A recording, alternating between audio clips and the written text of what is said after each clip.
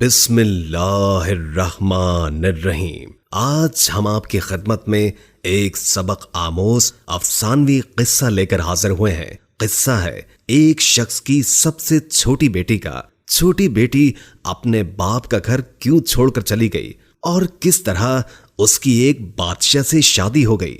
जानने के लिए वीडियो को आखिर तक जरूर देखिएगा।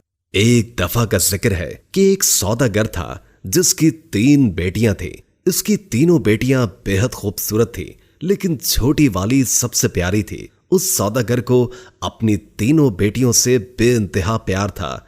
वो बस डरता था कि कहीं उसे कोई छोड़ कर न चली जाए। इसलिए एक दिन सौदागर ने फैसला किया कि वो अपनी तीनों बेटियों से पूछेगा कि वो उससे कितनी मोहब्बत करती हैं। वो यही सोचते हुए अपनी सबसे बड़ी बेटी के पास गया और पूछा, बेटी तुम मुझसे कितनी मोहब्बत करती हो? बड़ी बेटी ने जवाब दिया, बाबा जान मैं आपसे अपनी जान से भी ज्यादा मोहब्बत करती हूँ। बाप ये सुनकर बेहद खुश हुआ और अपनी बेटी को एक कीमती सोने की माला दी। फिर वो अपनी दूसरी बेटी के पास गया और उससे भी यही पूछा कि बेटी तुम मुझसे कितनी मोहब्बत करती हो? दूसरी बेटी ने जवाब दिया, बाबा मैं आपको इस पूरी दुनिया में सबसे ज्यादा चाहती हूँ। बाप बेटी की बात सुनकर खुश हुआ और उसे बहुत सी सोने की अशर्फियां दी। अब सौदागर अपनी सबसे छोटी बेटी के पास गया, बेटी तुम मुझसे कितनी मोहब्बत करती हो? सबसे छोटी बेटी ने जवाब दिया कि नमक के बराबर। बेटी का जवाब सुनकर बाप को बहुत गुस्सा आया। नमक तो इंतहाई सस्ती और मामूली चीज है, ये मुझे इतना प्यार करती है। और फिर सौदागर ने उसे बहुत डांटा और गुस्से में यह भी कह दिया कि मुझे पता है कि तुम एक दिन मुझे छोड़कर चली जाओगी, इसलिए बेहतर है कि अभी से इस घर से चली जाओ।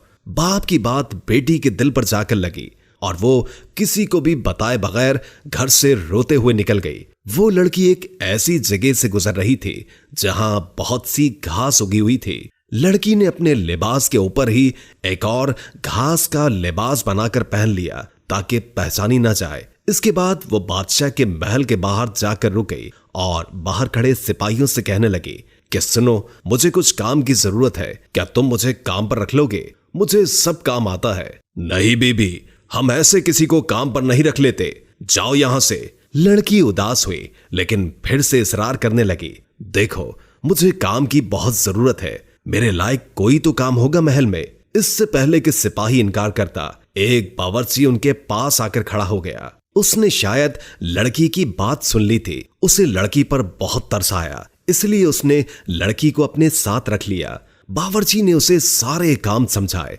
और उसे उसके सोने की जगह भी दिखा दी जहां और भी औरतें थी। किसी को उस लड़की का नाम तो नहीं मालूम था, तो उसका घास वाला लिबास देखकर सबने उसका नाम घसियारी रख दिया। अगले दिन महल में हलचल मची कि बादशाह एक बहुत बड़ी तकरीब का इनेकाद कर रहे हैं, उसमें हर कोई शरीक हो सकता है। तमाम मुलाजिम औरतें अपने आप को संवारने में लग गई। जब तकरीब का दिन आया तो घसियारी ने जाने से इनकार कर दिया और कहा कि उसकी तबीयत ठीक नहीं है, और फिर सब उसे आराम का कहकर चले गए। कुछ ही देर के बाद घसियारी उठी, अपना घास वाला लिबास उतारा और एक खूबसूरत सी पोशाक पहन ली जो वो अपने साथ लाई थी, और फिर उस तकरीब में चली गई। वो इतनी खूबसूरत लग रही थी कि वहां तमाम हाज़रीन की नजरें उस पर उठ रही थीं। हर कोई ताज्जुब में था कि इतनी हसीन लड़की कौन है। वहां बादशाह का बेटा भी मौजूद था। उसने जब इस हसीन लड़की को देखा तो देखता ही रह गया, और फिर शहजादे ने पूरी तकरीब बस घसियारी के साथ बातों में गुजार दी। शहजादे ने किसी और की तरफ आंख उठाकर भी न देखा। फिर घसियारी किसी की भी नजरों में आए बगैर वापस महल में आ गई। अगले दिन औरतों ने कहा कि तुम्हें वहां होना चाहिए था। कल बादशाह का बेटा एक हसीना पर लट्टू हो गया और सारा वक्त उसी के साथ रहा। घसियारी बज़ाहिर उदासी हुई, हाँ काश मैं भी जा सकती। कुछ दिनों के बाद बादशाह ने फिर से एक तकरीब रखी। इस बार घसियारी ने यही बहाना लगाया कि उसकी तबीयत ठीक नहीं है, सो वो नहीं जा सकती। लेकिन सबके जाने के बाद उसने फिर से एक उम्दा लिबास पहना और तकरीब में चली गई। शहजादा उसे देखकर बहुत खुश हुआ और एक कीमती अंगूठी उसे तोहफे में दे दी। फिर तकरीब खत्म होने से पहले ही वो वापस महल में आ गई। दूसरी तरफ बादशाह का बेटा सौदागर की इस छोटी सी बेटी पर फिदा होकर रह गया था। उसने फैसला किया था कि वो अपने बाप से इस लड़की का जिक्र जरूर करेगा। अब अगली तकरीब शहजादे ने खुद जानबूझकर रखवाई ताकि वो इस लड़की से मिल सके, लेकिन इस बार घिसियारी न आई। शहजादा उदास हुआ। बादशाह को घिसियारी के बारे में कुछ भी मालूम नहीं था, इसलिए वो परेशान हो रहा था कि उसका पता कैसे और किससे करे। एक दिन शहजादे ने महल के मुलाजमों से सागूदाना बनाने की फरमाइश की। घिसियारी को जब ये पता चला तो उसने खुद सागूदाना बनाने की ख्वाहिश का इजहार किया। उसे इजाजत दे दी गई। घिसियारी ने सागूदाना बनाने के बाद वही कीमती अंगूठी जो शहजादे ने उसे दी थी सागूदाने में डाल दी। अब शहजादा मेज पर बैठा सागूदाना खा रहा था। जब खाना खा चुका तो देखा कि प्याले में अंगूठी पड़ी है। वो अंगूठी पहचान गया और जल्दी से अपने मुलाजमीन को बुलवाया। मुलाजमीन ने बताया कि ये सागूदाना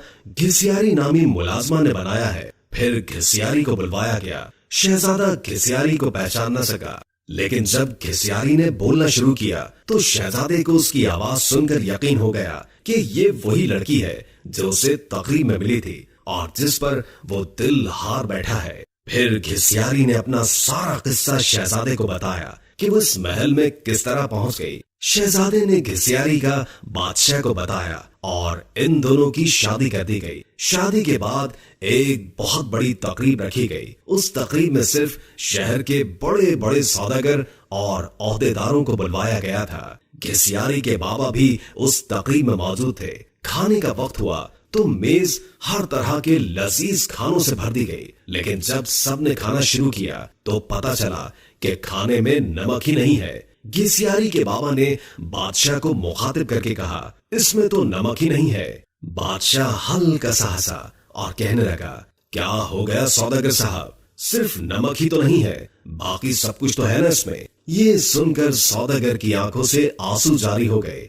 बादशाह ने उसे ताजुब से देखा और पूछा कि जनाब आप रोने क्यों लग गए। सौदागर ने कहा, आज मैं अपनी बेटी की बात समझ गया हूँ। खाने में नमक ना हो तो चीज बदजायका हो जाती है, चाहे उस खाने में और कितने ही कीमती मसाला जात पड़े हों, लेकिन नमक के बगैर खाना कुछ भी नहीं।